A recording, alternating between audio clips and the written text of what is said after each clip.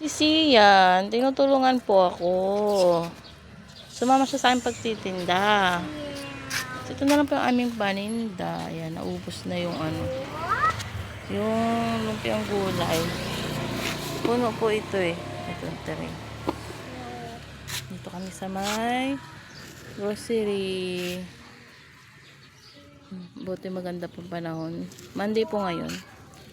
Kaya marami din pong tao dito. Lumpiang gulay, 5. Tokwa at itlog. Yan lang po yung niluto ko kasi gahol na ako sa oras. Tapos, thank you, Sian.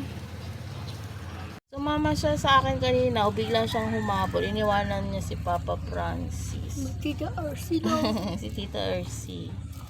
Mamaya, siya na lang uuwi po mag-isa. Huwag piniplay yan. Matutusok tayo.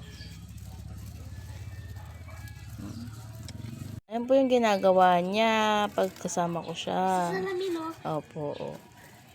Tinuturuan ko siya maglagay ng straw sa plastic para konti na lang gagawin ko.